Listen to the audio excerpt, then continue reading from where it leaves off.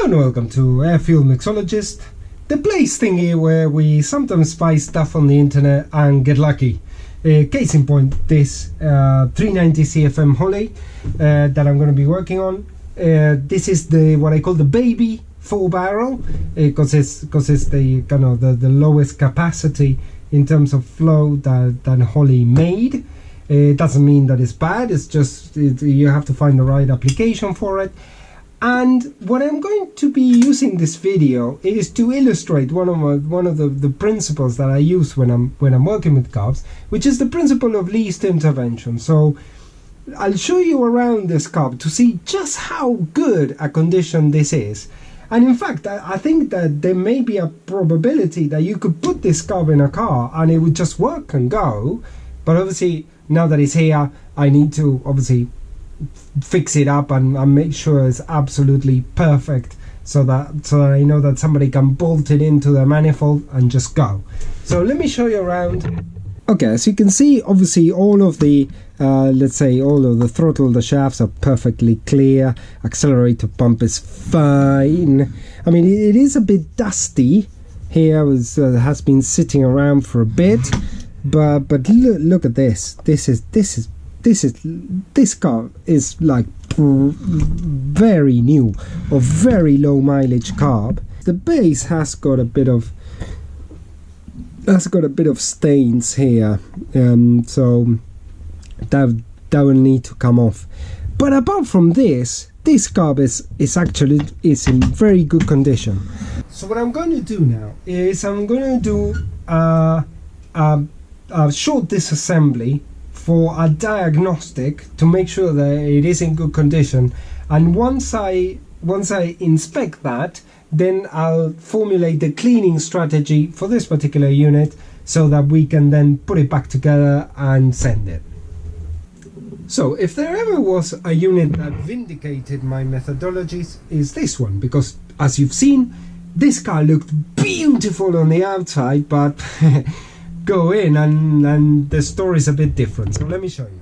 So one thing you can't see here is the smell of this unit, but look at this, all the fuel contamination around here. Let's see if you can see it there.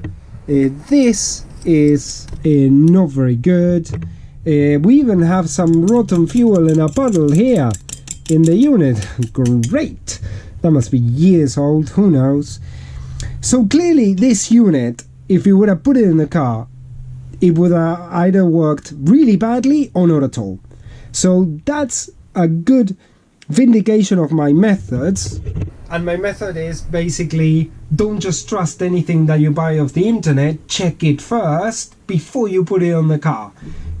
So now what we need to do is finish the disassembly process, and we're gonna have to do quite a lot of cleaning for this unit now, because now I know the condition it's in.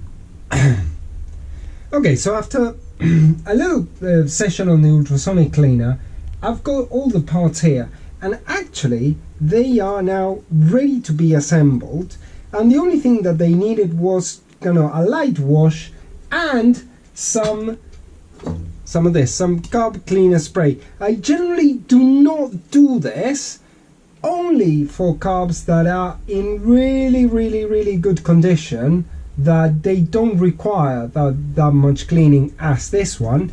In that case, yes, I do carb cleaner. However, there is a tip that I'm going to give you, which is cotton wool. Now, why? Because what you do is you put the carb cleaner like so in the cotton wool, and then you clean the parts like so, and therefore this will allow you to economize on the carb cleaner. You will need to use much less of it. Yeah, so I've done this whole carb. I cleaned all the pieces. I've done the metering block. Yes, you do need the propellant, so obviously I've done quite a lot in every hole. I've done a lot of carb cleaner here so that I know that the metering block, look at the metering plate, this is all free, and also here as well. This looks actually really good. So now what I'm gonna have to do is I'm gonna have to put a new set of gaskets, a new power valve, but but I wanted you to know the trick about if you want to use carb cleaner for carbs, just always use this. And also this tells you if pieces need a lot more cleaning or not. So there we go. I'll show you once I've done the carb what it looks like, the finished product. Okay, so this brings us to the end of this video. As you can see, this item is now fully assembled, and let's be honest, it doesn't look that different from where it came in, but clearly it needed a lot of rebuild. Obviously, look at this. These are all the old gaskets. They clearly needed doing. The reason I don't reuse these gaskets that are supposedly reusable is that when you install them, they get like compressed, and therefore that is a bit that's not very good. When you want to reuse them, you have to tighten things too much. But now it's all good. I know it's not going to leak fuel. New power valve, which I think it needed a new power valve because the power valve was all kind of mucky. Obviously the accelerator pump, look, this was the old one. This clearly needed replacing, although it was not very old at all. But now what we've got is a carburetor that is extremely low miles, nearly new example, perfectly functioning choke. I'll show you. This is just perfect. So there's two very quick things I want to end up with before I close this video. Number one is, not everything that glitters is gold. As you've just seen here, this carb looked brilliant coming out of the box, but it really wasn't. It needed a bit of work. It needed some refurbishment. Would it have worked without the refurbishment? Maybe, maybe not. I wouldn't chance it if it was my engine, but some people out there might have tried it.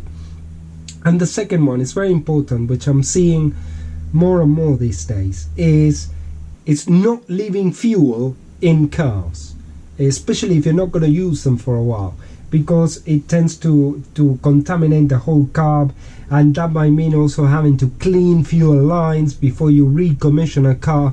So that is quite important. So if you can keep an eye on that for your classic car, and this applies not just to American VA cars or that kind of stuff, it applies to literally every car. If you've got a British car with an SU carb, make sure that all the bolts are very clean and that the fuel lines are clean. This applies literally for any carbureted car.